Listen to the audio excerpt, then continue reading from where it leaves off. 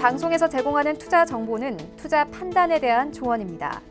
방송에서 제공하는 주식의 가치, 가격 상승 및 가격 하락에 대해서는 방송사에서 보장하지 않습니다.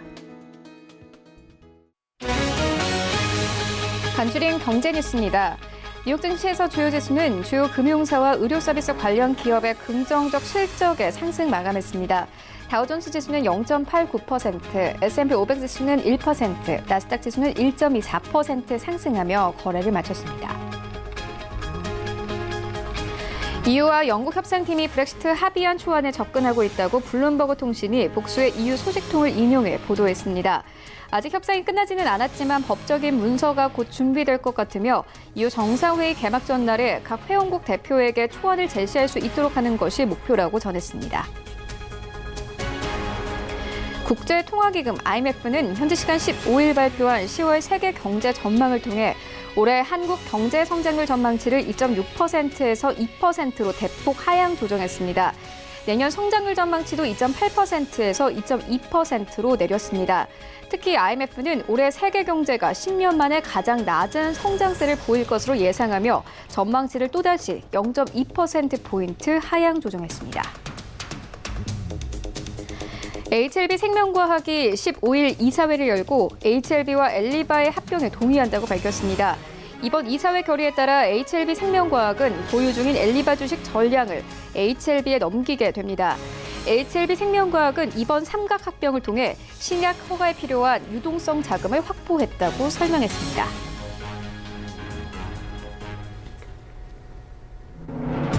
시청자 여러분 안녕하십니까? 출발 증시 와이드 1부 시작합니다. 최윤입니다.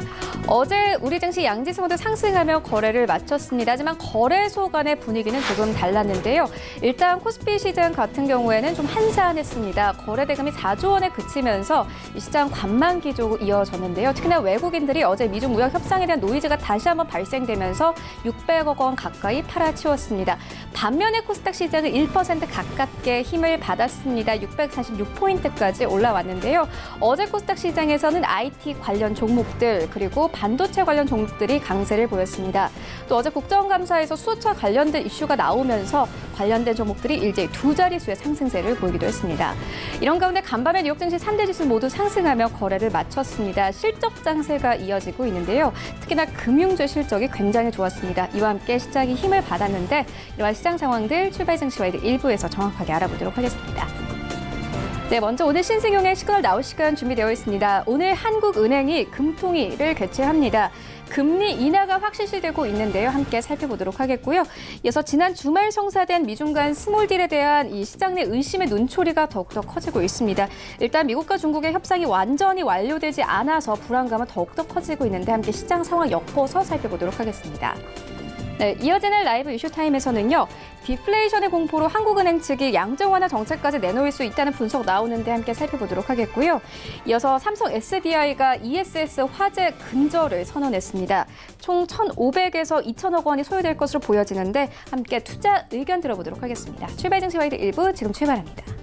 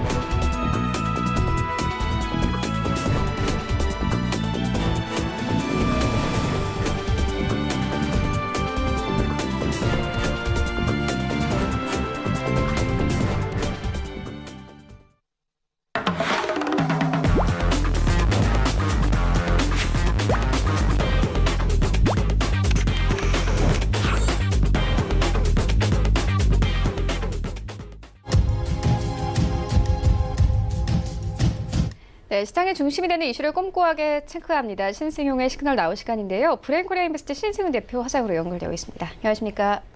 안녕하십니까?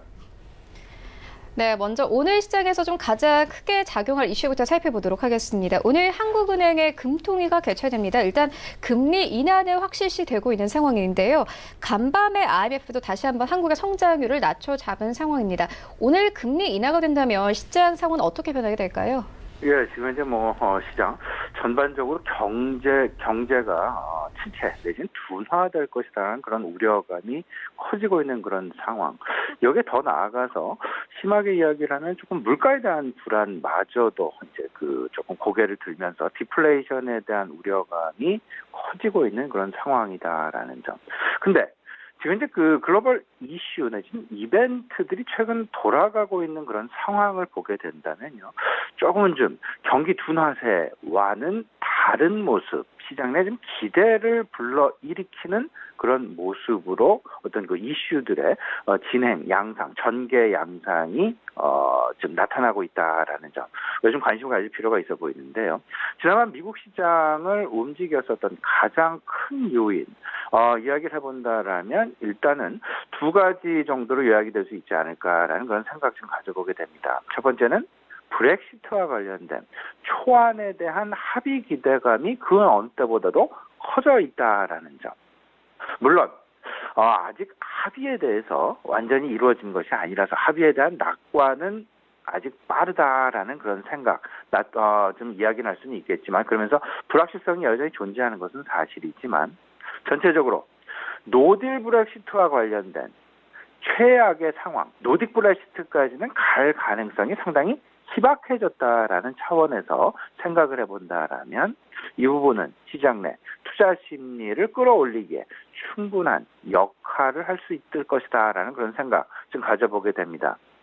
합의 낙관이 아직 빠르다라는 이야기는 한 두 가지 정도 배경을 좀 찾아볼 수 있는데 프랑스가 다소간 좀 미온적인 태도, 아일랜드 국경 관련해서 좀 미온적인 그런 태도를 아직까지 나타내고 있다라는 것 한 가지.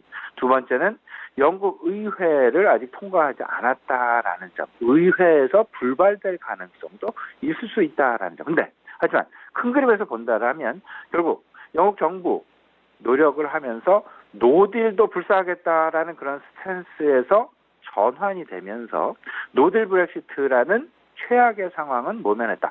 최악의 국면은 모면했다라는 쪽으로 오히려 시장 안도감을 좀 찾을 가능성이 크지 않겠느냐. 그리고 두 번째는 미국 시장에서 어떤 은행주들 어제 시티그룹의 어떤 실적 발표, JP모간의 실적 발표 상당히 긍정적이었죠. JP모간도 3% 이상 상승하는 그런 모습 나타났었는데 미국도 한창 지금 이제 실적 시즌이 시작이 됐습니다. 지금 현재까지 팩스 보고에 의하면 38개, 39개 기업들의 실적 발표가 있었는데 이 중에 30개가 어닝 서프라이즈를 기록했다라는 점. 상당히 일단 시장에서 우려했었던 것보다는 좀 긍정적인 실적의 발표들이 나타나고 있다라는 점. 상당히 고무적인 어떤 현상, 우리 시장과도 연결을 시켜서 좀 생각을 해볼 수 있지 않을까 말씀을 좀 드려봅니다. 아울러서 IMF가 글로벌 성장률 그리고 우리나라의 경제 성장률 전망치를 대폭 하향 조정했죠. 상당히 좀 부담스러운 그런 상황이 될 것 같은데 말미에 이런 얘기를 한 것이 있었습니다. 미국과 중국 간의 무역 분쟁이 사라지게 된다라면 글로벌 성장률은 내년도 0.8%포인트 상승할 그럴 가능성, 지금 현재 대비해서 0.8%포인트 인상시킬 그럴 요인으로 작용을 할 수 있다라는 긍정적인 어떤 미국과 중국 간의 무역 갈등 합의가 가지고 오는 글로벌 경기, 여기에 더 나아가서 우리 경기에 대한 기대감까지도 좀 불러일으키고 있다라는 긍정적인 어떤 해석 가능하지 않을까라는 부분 말씀을 좀 드려보겠습니다. 이렇게 되면서 오늘 하는 금통위가 예정이 되어 있죠. 앞서 최현 앵커만 말씀해 주셨습니다만 거의 확실시되고 있죠. 기존금리 25bp 인하 가능성 그러면서 1.25%로 내리게 되는 그런 모습. 아마도 이번 10월 달 이번 그 10월달 금리 인하 가능성이 상당 부분 이미 거의 기정사실화되어 있다라고 봐야 될 것 같고, 이르게 된다라면 다음 달 한 차례는 건너뛰고 미국과 중국 간의 무역 분쟁을 또 한 차례 좀 봐야 되겠죠. 12월 내지는 1월 정도의 금리 추가 인하 가능성 좀 열어놔야 되지 않을까, 기대감 가져봐도 되지 않을까라는 부분 생각을 좀 해보게 됩니다. 지금 이제 FOMC도 금리 인하 스탠스, ECB도 완화적인 통화 스탠스를 지속하고 있고, FOMC가 이번 10월 29일, 30일로 예정이 되어 있는 FOMC에서 추가 금리 인하 가능성 85% 이상 여전히 그 기대감 가지고 있다라는 점 생각을 해보면, 결국 결론적으로 말씀을 드려보면 유동성 중심의 경기 부양이 지속되고 있다, 이렇게 좀 생각을 해봐야 되겠죠. 한은이 가지고 있는 고민, 경기 침체라는 부분, 여기에 더 나아가서 최근 나타나고 있는 디플레이션에 대한 고민이 커지고 있다라는 점. 예를 들자면 2개월 연속 마이너스 소비자 물가에, 그리고 3분기, 지난 2018년 4분기부터 지속되어 온 GDP 디플레이터의 마이너스 현상, 마이너스 성장, 이런 부분들 생각을 해보면 조금 이번에 꼭 금리 인하를 단행해야만 할 것이고, 이번에 금리 인하 단행을 안 한다면 11월에는 무조건 해야 되지 않을까. 따라서 명분 찾기는 충분히 나타났고, 오히려 이번에 금리 인하를 단행하지 않는다라면 어떤 시장으로부터의 어떤 불신의 눈초리, 아니면 경기 침체를 방조하는 한국은행 금융통화위원회라는 낙인이 찍힐 가능성도 있을 수 있기 때문에 아마도 금리 인하 가능성은 높아졌다라고 봐야 될 것 같습니다. 그러면 우리 어떻게 봐야 되겠느냐? 금리 인하의 방향성이 계속 될 것이다, 추가 금리 인하도 충분히 기대해 볼 수 있다라는 차원에서 본다라면, 지금 그들이 목표하고 있는, 아마도 고용 쪽도 목표를 하고 있지만 물가 안정, 물가를 회복시키기 위한 그런 노력이 상당 부분 이번 금리 인하를 통해서 아마 중간 목표로서 작용될 그럴 가능성이 높아 보입니다. 그러면 물가 안정이 이번 금리 인하의 최대 핵심 화두라면 우리 시장은 어떻게 움직여야 될까? 금리 인하의 목적이 디플레이션을 방어할 것이고, 그러면 물가 안정, 물가를 회복시키기 위한 필수 조건이 무엇일까?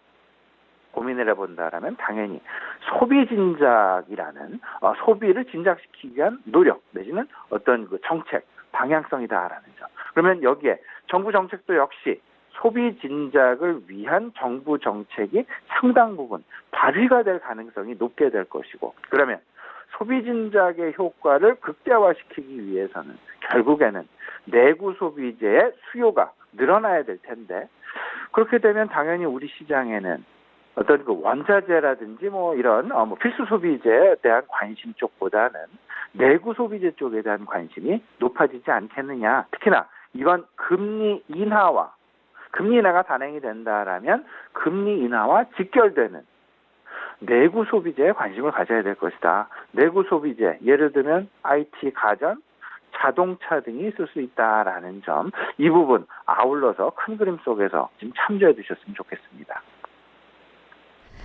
네, 이렇게 금통위에서 금리 인하는 확실시 되고 있지만요. 미국과 중국이 협상을 완료하지 않으면 불확실성은 더욱더 커질 것으로 보입니다. 이미 미국과 중국의 1차 협상에 대한 의구심도 커지고 있는 상황이거든요. 미국과 중국의 협상 상황은 어떻게 보고 계십니까? 네, 말씀하셨던 대로 조금 하루가 다르게 협상이 마무리됐다라고 이야기 나오자마자 중국이 조금 더 추가적인 협상을 원하고 있다라고 이야기를 하고 있고, 그리고 지난밤 나온 뉴스를 좀 종합을 해보자라면 서로 간의 추가 협상 가능성 상당히 열려 있고, 전화로도 협의를 할 가능성이 있다라는 점. 홍콩 사우스 차이나 모닝포스트에 의하면 전화로 이 부분 세부적인 딜에 대해서 협상. 그래서 결국은 에이펙 정상회담 시 미국과 중국 간의 정상이 만나서 일단 1차라고 이야기를 하고 있죠. 스몰 딜에 대한, 아니면 시장 내에서 이야기하고는 미니 딜에 대한 합의, 초안 내지는 합의, 서명, 진행이 될 것으로 이렇게 지금 생각을 하고 있습니다. 그래도 여전히 이제 좀 열어놓긴 해야 되겠죠. 에이펙 정상회담이 11월 16일, 17일 양일간에 개최가 됩니다. 빠르면 이번 주 말 이내에 전화 통화를 전화 협의를 통해서 협의 완료될 가능성도 있을 수 있다라는 조금은 좀 성급한 그런 전망도 좀 나오고 있긴 한데요. 일단 미니딜을 놓고 스몰딜을 놓고 미국과 중국 간의 입장 차이는 분명하다. 하지만 미국의 입장과 중국의 입장 조금 좀 다르다라는 점 우리 시청자들은 이미 느끼고 계시리라 생각을 하고 있습니다. 과거와는 다르게 중국은 상당 부분 느긋해졌다라는 분위기 우리 시청자 여러분도 읽으실 수 있지 않을까 말씀을 좀 드려봅니다. 조금 더 급하고 조금 더 빨리 봉인을 하려는 그런 노력을 하는 쪽은 미국 쪽이 아니겠는가라는 그런 생각 좀 가져보게 되면서 여전히 미국은 최후의 압박 수단으로 12월 15일로 예정된 추가 관세, 15%의 추가 관세 부과 이 부분을 계속해서 어필을 하면서 중국을 상대적으로 압박을 하고 있고 중국은 그럼에도 불구하고 상당히 미온적인 어떤 시간 끌기 형식의 어떤 협상 방식을 계속해서 추구를 하면서 그들이 얻고자 하는 부분을 최대한 얻으려는 노력을 하고 있다. 그렇기 때문에 지금 현재 오히려 그 딜 자체는 상당 부분 중국에 유리하게 진행될 가능성이 높아 보이지 않나라는 생각이 좀 많이 드는데요. 그 내용은 아마도 제 개인적인 생각입니다만은 환율 개입 여부하고요. 그러니까 이미 중국은 환율 조작국으로 지정이 됐죠. 지난 8월에 급하게 지정이 됐는데 이 부분에 대한 어떤 해결. 이 부분에 대한 어떤 양보를 얻어내려는 미국 측으로부터 양보를 얻어내려는 그런 욕심이 좀 있지 않나라는 그런 어떤 요구가 있지 않나라는 생각. 여기에 화웨이 이슈도 한 번 더 실타래를 풀고 가려는 그런 어떤 중국 정부의 의지 담겨 있지 않나라는 생각이 좀 많이 듭니다. 이번 추가적인 협상과 관련해서는 계속해서 지금 거리를 상당 부분 느끼고 있는 기술 이전의 강요랄지 지적재산권의 침해랄지 산업보조금 지급과 관련된 이슈는 다뤄지지는 않을 것이다. 이번 스몰딜에서는 배제됐다라고 그리고 추가 협상에서도 배제됐다라고 봐야 될 것 같고 앞으로 이 부분은 에이펙 정상회담 시 합의를 이끌어낸 이후에 차근차근 장기화 국면에 접어들게 되면서 결국은 좀 하나하나씩 서로 간에 이제 좀 조율을 해나가지 않을까라는 생각 좀 가져보게 됩니다. 여기에 중국은 추가적인 유동성 확대 정책을 어제부로 또 발효를 했습니다. 소형은행과 관련해서, 소형상업은행과 관련해서 지급준비율을 0.5%포인트 추가 인하했다라는 점. 그 이야기는 미국과 중국 간의 무역 분쟁은 물론이고, 그리고 중국의 내수 진작을 꾀하고자 하는 그들의 노력이 달려있다. 우리나라도 마찬가지, 중국도 마찬가지. 내구 소비재에 대해서 우리가 계속해서 관심을 가져야 될 것이다라는 부분. 내수 진작을 위한 그 결과물, 그리고 빠른 어떤 결과물의 확보를 위해서는 내구 소비재의 어떤 수요 확충이 분명히 일어나야 될 것이고, 이 수요 확충은 정부에서 상당 부분 집중적으로 추진할 수 있는 그런 정책 속에 담겨야만 할 것이다라는 부분, 우리가 충분히 예상해 볼 수 있다라는 부분 말씀을 좀 드리면서요. 일단 미국과 중국 간의 무역 회담이 조금 노이즈들이 계속 나오곤 있지만 그래도 점차 실타래를 풀어가는 그런 모습으로 진행이 된다. 그리고 되고 있다라는 평가가 가능할 것 같고요. 그렇게 지속이 된다라면 결국은 시장은 위험자산 선호 현상이 그래도 좀 증가하게 되면서 전반적으로 글로벌 경기 개선에 대한 기대, IMF도 그런 얘기를 했다라는 부분 초미에 좀 말씀을 드렸는데, IMF 미국과 중국 간의 갈등이 해결된다라면 세계 경제 성장률 자체는 내년도 0.8%포인트 이상 급등할 수 있다라는 그런 전망을 했을 정도로 글로벌 경기 개선 상당 부분 기대가 된다. 그러면 두 가지를 우리가 집중을 해야 된다. 경기 민감 대형주에 대한 관심. 아직 산업별 순환 사이클 면에서 보면 아직 이제 시작 단계에 아직 진입한 것은 아닙니다. 조금 더 기다려 볼 수 있는 그런 여지가 충분히 있어 보이는데요. 미국과 중국 간의 무역 분쟁이 해결이 되는 그런 모습들이 빠르게 진행된다라는 경기 순환 사이클이 생각보다 빨리 한 4분기 이내 이번 4분기 이내 찾아올 수도 있다라는 그런 가능성 열어두셔야 될 것 같고요. 글로벌 무역량의 회복도 우리가 계속해서 염두 내지는 주목해 봐야 될 것이다라는 부분 다시 한번 좀 말씀을 해드리도록 하겠습니다. 네, 알겠습니다. 그렇다면 오늘장 전략은 어떻게 가져가면 되겠습니까? 계속되는 이제 그 경기에 대한 어떤 그 평가 부분 그리고 유동성 확대에 대한 전망 내지는 유동성 확대와 관련된 주요국들 우리나라 포함한 주요국들의 통화 당국의 어떤 그 스탠스 생각을 해보면 크게 변화한 부분은 없습니다. 확장 국면 그리고 부양을 하려는 의지 노력들 그러면서 자연스럽게 이제 시장 큰 이벤트는 없어졌다. 큰 이벤트는 당분간 좀 있지 어렵겠느냐, 좀 있기가 어렵지 않겠느냐라는 부분. 그러면 당연히 시장은 3분기 실적으로 회귀가 될 것이고, 3분기 실적으로 이동을 하게 되면서 그 3분기 실적에 대한 관전 포인트의 변화 부분을 우리가 생각을 좀 해봐야 되는데, 관전 포인트 산업별 순환 사이클에서 각 업종별로 각 산업별로 지금 산업별로 그 사이클상에 경기 순환 사이클상에 처한 위치가 어디에 있는가를 파악하는 것이 그 어느 때보다도 중요한 그런 국면이 되었다라는 부분. 무슨 말씀이냐면요. 지금 현재 사이클상 상승 국면인지 사이클상 하락 국면인지 아니면 사이클상 바닥에서 탈피하는 국면인지 이 부분을 좀 찾아보려면요. 결국은 이익이 하락해서 이익이 증가, 이익이 흑자 전환하거나 그러면 상당히 좋겠죠. 근데 이 부분에 포커스를 하기보다는 이익의 하락폭이 계속해서 둔화하고 있느냐, 계속해서 줄어들고 있느냐, 이익의 감소폭이 계속해서 줄어들고 있는지의 여부. 그게 결국은 산업별 순환 사이클에 있어서 하락 국면에서 상승 국면으로 전환하는 그런 포인트가 될 것이다라는 부분 생각을 해볼 필요가 있어 보이는데 그 대표적인 업종이 결국은 반도체 업종과 조선 업종 그리고 자동차 업종일 수 있다라는 점 그리고 여전히 하락 국면에서 벗어나지 못하고 있는 업종은 화학, 철강, 항공 업종이다라는 점.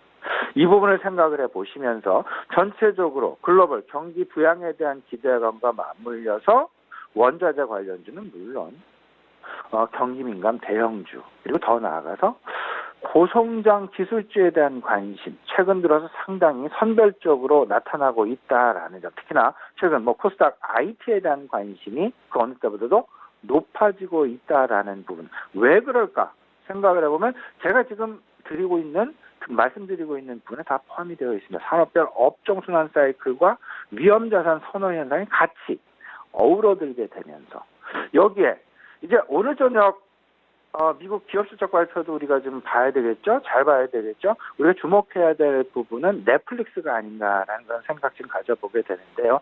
넷플릭스와 관련해서 미국에서 상당 부분 초미의 관심사일 뿐더러 우리 시장에서도 초미의 관심사일 수 있습니다. 특히나 넷플릭스는 LG U+하고 바로 직결이 되는 그런 상황이다라는 점까지 염두에 두고 또 수많은 최근 들어서 초강력 경쟁자들의 출현 이를 넷플릭스가 과연 어떻게 극복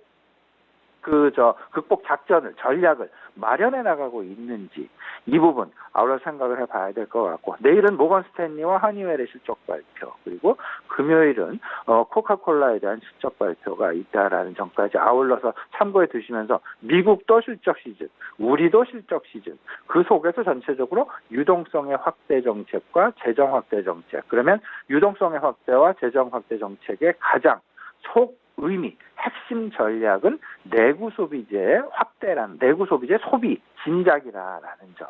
그러면 내구 소비재 쪽에 대한 관심 일단은 우선적으로 필요해 보이는 국면이다라는 점 아울러서 말씀드립니다. 네, 이슈와 전략 짚고 왔습니다. 지금까지 브레인코리아 인베스트 신승용 대표와 함께했습니다. 고맙습니다.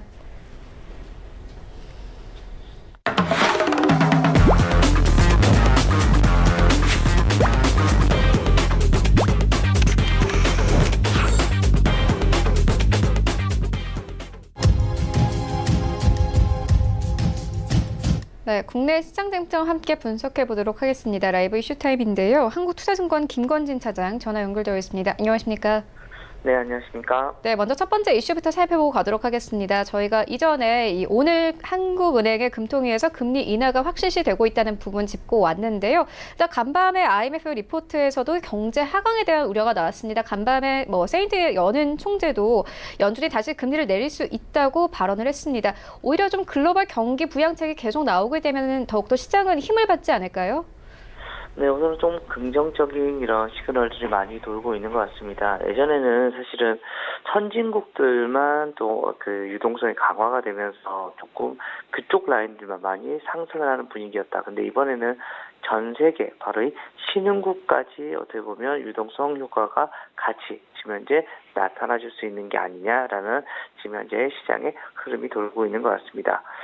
실제적으로 오늘 한국은행 금융통화위원회가 오늘 기준금리에 대한 이런 얘기가 나올 겁니다. 실제 대부분 지금 현재 얘기가 나오고 있는 것으로는 금리 인하에 대한 얘기가 많이 나오고 있다라는 거 얘기를 해드리겠습니다. 미중 간의 이런 무역 분쟁 여파로 여전히 불확실성이 많이 크고요. 디플레이션의 공포에 대한 얘기 때문에 몸집을 점점 금리 인하에 대한 이런 기대감이 더 늘어나고 있다라고 생각하시면 될 것 같습니다. 13일 금융투자협회에 따르면 지난 11일 국고치 3년물 금리는 기준금리 바로 1.5보다 이미 낮은 연 1.28%의 거래를 마치고 있습니다. 이 말은 이미 어떻게 보면 국고치 3년물은 이미 금리 인하의 스탠스가 이미 맞춰져 있다라고 판단해 주시면 될 것 같습니다.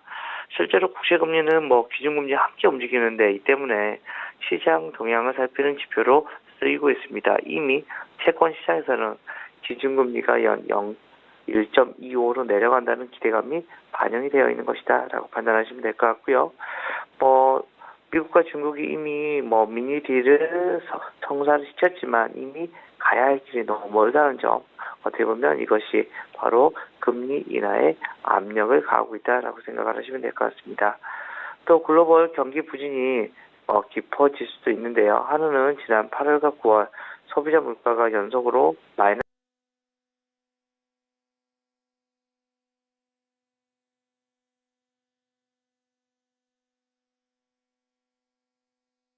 구조를 감안하면 주요국의 지금 금리 인하의 경쟁에서 뒤처질 수밖에 없다라고 판단하시면 됩니다. 즉 기업의 가격 경쟁력 확보를 위해서라도 금리를 낮출 필요가 있다라는 생각을 하시면 될 것 같고요. 또 한은 내부에서도 기준금리 인하 신호는 꾸준히 이어왔는데요. 이주열 한은 총재는 지난 8일 국회 기획재정부위원회에서 국정감사에서도 경기 회복을 지원하는데 통화 정책에 초점을 맞춘다는 정책 신호를 국제 시장에서 계속해서 보내고 있다라고 이야기를 하고 있습니다. 어떻게 보면 비둘기적인 이런 입장을 계속해서 내비친 것이다라고 생각하시면 될 것 같고요. 또한 이 총재는 올해 경제 성장률 목표치 2.2%가 이제는 달성이 좀 어려울 것 같다라고 얘기를 하고 경제 둔화세가 점점 더 심각해지고 있다라고 언급을 하고 있습니다. 지난 8월 이런 금통위 의사록을 보면 비둘기파로 분류가 되는 이런 위원들은 당시에 0.25%를 이미 인하 의견을 내놨기도 했다라는 얘기를 해드리겠고요. 해외 투자 은행들도 금리 인하에 지금 현재 무게를 두고 있는 것 같습니다. ING그룹 같은 경우도 한은이 다음 달보다는 이달에 기준금리를 0.25% 내릴 게 점점 확실해지고 있다라고 얘기를 하고 있는 것 같고요. 실제 우리나라 지금 현재 일본과의 무역 긴장이 계속해서 고조되고 있고 수출은 두 자릿수 감소세를 4개월째 이어가고 있다라는 거 어떻게 보면 지금 골든타임이 잘못하면 넘어갈 수도 있지 않을까라는 생각을 할 수 있을 것 같고요. 아마 오늘 좀 10시 정도에 조금 긍정적인 시장에 긍정적인 이슈가 나오지 않을까. 그런데 이미 어떻게 보면 시장에는 이러한 게 반영이 되어 있기 때문에 혹시나 이게 동결 이야기가 나오면 시장에는 좀 악재로 많이 작용을 할 거고요. 금리 인하로 나오면 그래 우리가 알고 있던 내용이 그대로 나왔구나라는 식으로 평탄한 이런 그냥 심리적인 그냥 플러스 요인 정도로 생각을 하시면 될 것 같다라는 얘기를 드리겠습니다. 네, 금리 인하 부분 짚고 왔고요. 이어서 종목별로 좀 살펴보도록 하겠습니다. 최근 이 배터리 화재 논란에 양대 ESS 배터리 생산 업체인 이 삼성 SD와 LG화학이 고강도 대응책을 들고 나왔습니다.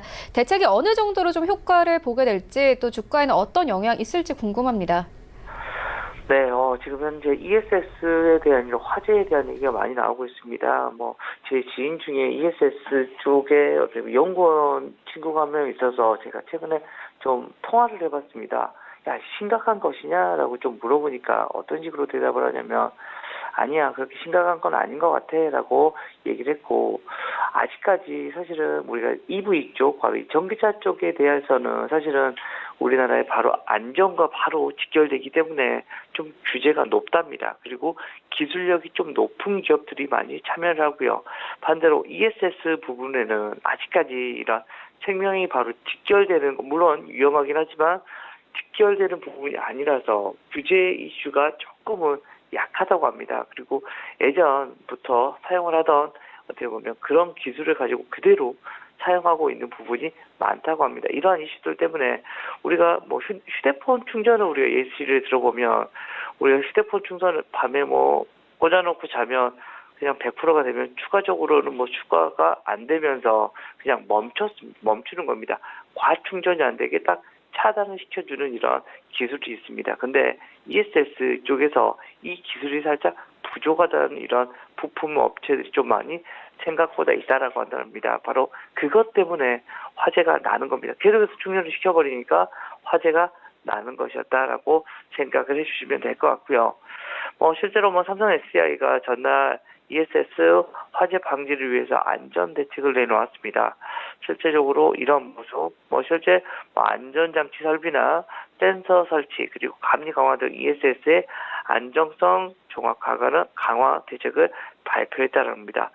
실제로 이와 관련해서 증공계 같은 경우는 단기적으로는 ESS 이런 대책 비용이 늘어나긴 하겠다. 그렇지만 장기적으로는 좀 긍정적인 이런 모습이다라고 판단하시면 될 것 같고, 또 ESS 소화 시스템 구축은 리콜 개념이 아닌 삼성 SDS의 자발적인 선제 조치를 해서 내년 이런 국내 이런 ESS 산업의 생태계 이런 복원에 기여할 거다라고 얘기를 할 수 있습니다. 물론 3분기 실적 같은 경우가 지금 현재 SDI 쪽에 조금 힘들다라는 거 얘기를 해드리겠습니다. 3분기 실적은 다소 부진할 거다라고 얘기를 해드릴 수 있을 것 같은데요. 매출액 같은 경우가 2조 7천억 정도로 해서 전년 동기 대비해서 한 5% 정도는 증가한다. 하지만 영업이익 같은 경우는 같은 기간 18% 이상은 감소하면서 시장 컨센서스를 조금 밑 가능성이 있는 것 같다라고 판단하시면 될 것 같습니다. 실제로 그렇지만 부분별로는 자동차 전지 부분이 매출 계속해서 회복이 예상이 되고 있습니다. 3분기 이런 자동차 전지 매출은 유럽 완성차 고객의 신모델 출시로 전분기 대비해서 35% 정도는 증가한 것으로 지금 예상이 되고 있고, 내년 2분기 이후에는 이제는 손익분기점을 달성할 수 있다라고 생각을 하시면 될 것 같습니다.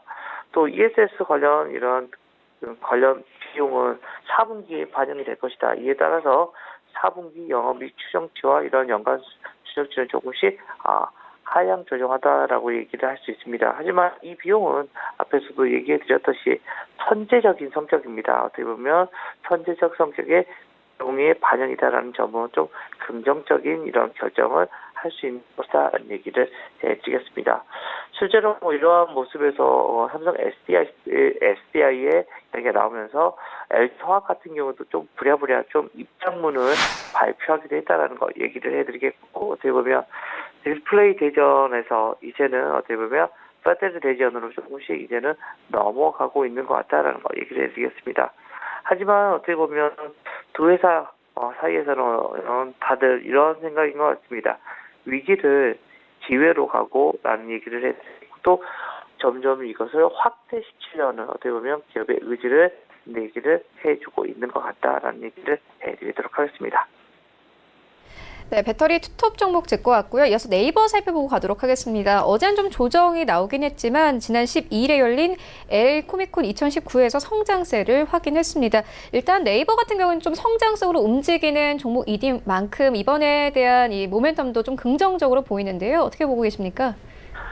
네, 네이버 같은 경우는 미래에 어떻게 보면 지금 현재 삼성전자 위치를 네이버와 뭐 다음이 어떻게 보면 각축을 할 수 있지 않을까라는 이런 고민을 많이 하고 있습니다. 실제로 이런 모습에서 네이버 같은 경우가 그동안은 다음이 뭐 수익화로 많이 환원을 시키는 것을 볼 수 있습니다. 그동안 투자를 이제 수학기로 하나씩 가고 있는 모습이다. 여기에 네이버도 여기에 동참을 해가고 있는 게 아닌가라는 얘기를 해드리겠습니다. 대표적으로 뭐 이런 웹툰 같은 경우도 지금 현재 네이버가 상당히 많이 장악을 하고 있는데 미국 같은 경우가 뭐 디즈니나 마블, DC 코믹스 등 이런 그러한 나라입니다. 명실상부하게 애니메이션이나 만화의 본고장이라고 할 수 있습니다. 근데 이를 바탕으로 만들어지는 세계 캐스터 시장 역시 미국이 장악하고 있다라고 생각을 하시면 될 것 같습니다. 실제 애니메이션이나 만화 시장의 차세대로 꼽히는 장르가 바로 웹툰인데 앞으로 얼마나 크게 성장할지 알 수 없는 미국의 웹툰 시장을 한국 네이버가 지금 현재 선점을 하고 있는 겁니다. 뭐 지난 5년간 적자를 감수하면서 투자를 계속해서 이렇게 지속한 덕분으로 얘기를 해줄 수 있을 것 같은데요. 12일 미국 캘리포니아 주인 로스앤젤레스에서 열린 만화 축제에서 LA 이런 코믹스 2019 만화 팬의 이런 13만 명이 찾은 이 행사에서 네이버 웹툰의 성장세를 확인할 수가 있었습니다. 네이버 웹툰의 미국 지사의 이런 웹툰 엔터테인먼트의 34평짜리 부스는 팬들의 발길이 계속 끊임없이 이어졌다라고 생각하시면 될 것 같고 네이버의 인기 웹툰 로저 올림푸스를 창작한 레이첼 스마이스가 사인회에서는 400여 명이 줄을 섰다라고 생각하시면 됩니다. 또 뉴질랜드의 이런 그래픽 디자이너였던 레이첼 같은 경우는 2017년 이런 네이버 웹툰을 통해 작가로 전업했고 지금 현재 인기 스타가 되어 있다는 겁니다. 그의 작품은 그동안 팬들이 270만 명이나 되고요. 사인을 받은 릴리 씨 같은 경우도 여러 가지 이런 긍정적인 이야기를 해주고 있는 것 같습니다. 이러한 얘기를 해드린 결국 뭐냐면 한국에 있는 네이버가 한국의 포털에서 글로벌 플랫폼으로 이제 전환이 되고 있는 것 같다라는 겁니다. 네이버가 한국에서 온라인이나 스마트폰에 최적화한 이런 만화의 이런 웹툰을 서비스한 시작한 게 2004년인데요. 해외 시장 진출에 나선 것은 2014년 이후 5년간 꾸준히 미국, 일본, 동남아 등의 이런 주요 시장에 투자를 하고 있고 결과적으로는 세계 100여 국의 웹툰 플랫폼을 깔고 58만 명의 아마추어 웹툰 작가를 보유한 자체 생태계를 지금 현재 만들고 있습니다. 월간 이용자 수가 6천만 명이나 되고요. 스마트폰, 웹은 구글 같은 경우 그리고 동영상, 유튜브, 웹툰은 이제는 네이버가 장악을 한 것이다라고 생각을 하시면 될 것 같습니다. 시작은 조금 미약했지만 정말 이제는 크게 수익을 낼 수 있는 하나의 꿈을 만들어내고 있다는 거 얘기를 해드리겠습니다. 네이버의 꿈이 이제는 단순히 그냥 꿈이 아니라 이제는 현실로 조금씩 다가오고 있고 이거 같은 경우가 어떻게 보면 라인을 토대로 일본 시장을 장악했고 또 동남아 시장을 장악했듯이 이러한 모습에서 어떻게 보면 수익화를 시킬 수 있는 모든 이런 우리 생태계에 어떻게 보면 앞서 나갈 수 있는 이런 플랫폼을 찾아가고 있는 것 같다라는 얘기를 드리겠습니다. 네, 그렇다면 오늘장 전략은 어떻게 가져가 보면 되겠습니까? 지금 현재 시장은 어떻게 보면 실적 발표 시즌에 모든 게 지금 현재 초점이 맞춰 있는 것 같습니다. 실제로 미국 시장에서도 생각보다 잘 나오고 있는 시장의 흐름 때문에 실적 발표 때문에 지금 현재 서프라이즈를 현재 부르고 있고요. 앞에서도 잠깐 얘기해 드렸던 것처럼 유동성 강화 효과에 따른 이런 모습이 계속해서 시장에 열리고 있다라고 생각을 하시면 될 것 같습니다. 지금 현재 여러분들이 집중해야 될 분야는 뭐다? 결국은 실적 호정분들이다라고 생각을 하시면 될 것 같고 거기에 대표적으로 지금 현재 이야기가 되고 있는 게 삼성전자, LG전자가 이미 실적 발표가 나왔듯이 그쪽 라인 바로 IT 부품 업체로 여러분들이 조금 더 집중해주는 이런 종목 선별이 좀 많이 필요하지 않나라는 얘기를 드리겠습니다. 네, 알겠습니다. 이슈와 전략 짚고 왔습니다. 지금까지 한국투자증권 김권진 차장과 함께했습니다. 고맙습니다. 네, 감사합니다. 네, 1부는 여기서 모두 마치도록 하고요. 잠시 후 2부에서는 전문가들과 함께하는 종목 라이브쇼, 라이브 매매타임이 이어집니다. 여기에 대해서 오늘 장에서 이슈몰이라고 있는 특징주까지 꼼꼼하게 살펴봐드리겠습니다. 채널 고정해 주시고요. 저희는 잠시 후 2부로 다시 찾아오도록 하겠습니다.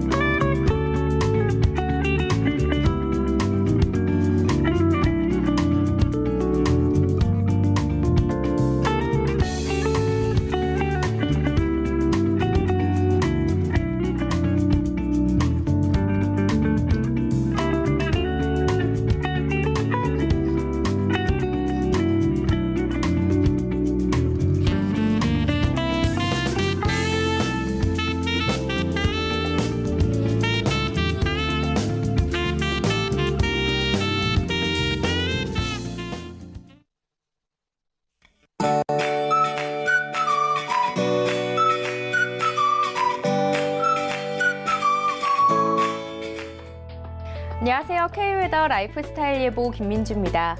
이 시각 전국의 하늘이 맑게 드러나 있는데요. 내륙을 중심으로 안개가 짙게 끼어 있습니다. 특히 경기 광주와 연천 청사는 가시거리가 80m로 시야가 트여 있지 못하니까요. 출근길 안전운전 하셔야겠습니다. 어제에 이어 오늘도 출근길을 쌀쌀합니다. 우리나라 상공에 찬 공기가 위치하면서 대부분 지역의 아침 기온이 한 자릿수까지 떨어졌는데요. 춘천은 6도, 서울은 9도로 시작하겠고 낮 기온은 서울과 춘천 20도로 따스하겠습니다. 이에 따라 오늘 대부분 지역의 일교차가 10도 이상 크게 벌어지겠습니다. 아침 기온이 떨어지면서 내륙에는 서리가 내리는 곳이 있겠고요. 중부 내륙과 산지로는 얼음이 어는 곳도 있어 농작물 피해가 없도록 유의하셔야겠습니다. 오늘은 중국 산둥반도 부근에 위치한 고기압의 영향을 받아 중북부 지방은 오후부터 점차 구름이 많아지겠고요. 충청 이남 지역은 대체로 맑겠습니다. 다음은 자세한 지역별 날씨입니다. 중부지방의 아침은 쌀쌀합니다. 다만 낮 동안 20도 안팎의 기온을 보이며 일교차는 크게 벌어지겠습니다. 동해안 지역 하늘에는 구름이 많이 지나겠고 속초와 강릉의 아침도 쌀쌀하게 시작하고 있습니다. 남부지방은 대체로 맑겠습니다. 낮 기온은 광주와 부산, 대구 21도, 전주 20도가 되겠습니다. 바다의 물결은 남해와 동해상에서 최고 2.5m로 약간 높게 일겠는데요. 풍랑특보가 발효 중인 제주 남쪽 먼바다에는 오늘 밤까지 바람이 매우 강하게 불겠습니다. 이번 주 금요일 기압골의 영향으로 전국이 흐린 가운데 강원도와 충북 북부, 경상도와 제주도에 비가 내리겠고 동해안과 제주도는 토요일까지 비가 이어지겠습니다. 지금까지 기상정보였습니다.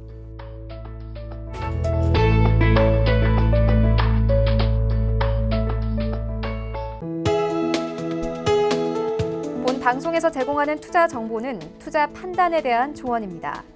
방송에서 제공하는 주식의 가치, 가격 상승 및 가격 하락에 대해서는 방송사에서 보장하지 않습니다.